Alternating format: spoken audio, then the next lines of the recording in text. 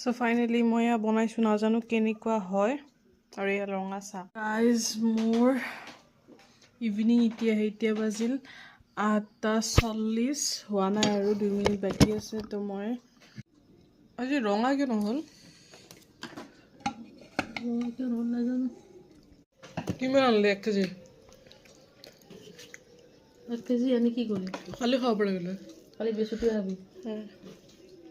ভাত খাই তামোল is mandatory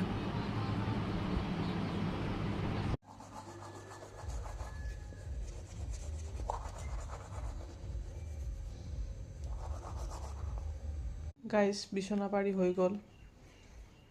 guys good morning আৰু এতিয়া বাজিলে 11:32 আৰু মই বিছনা পাৰি আছোঁ আৰু এখন আছে সিখন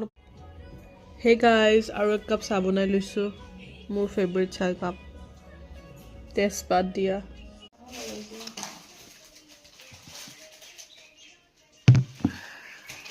গাইজ আধা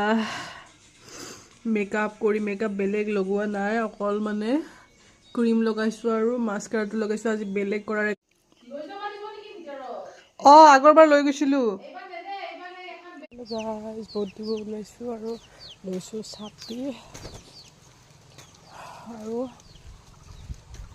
যিখিনি ডকুমেণ্টছ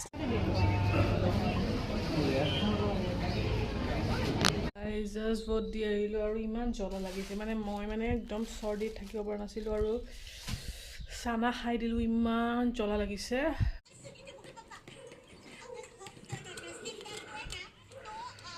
খালোঁ আৰু ভাত খাই তামোল খোৱাটো কাৰ কাৰণে মেণ্ডেটৰী হয় মোৰ কাৰণে বহুত মেণ্ডেটৰী আৰু মায়ে কৈছে বুঢ়া মানুহ বুলি কওঁ কিন্তু উপায় নাই মই আগৰ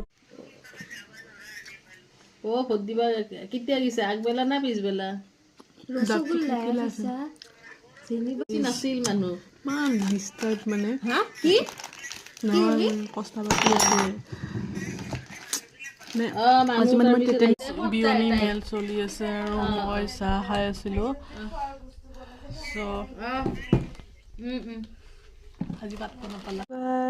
মোৰ মানে একদম চৰ্দি আৰু ঠিকছে শুইছোঁ মানে আৰু কিমান শুইছোঁ মই গমেই নাপাওঁ আৰু মোৰ এনেকুৱা লাগিছে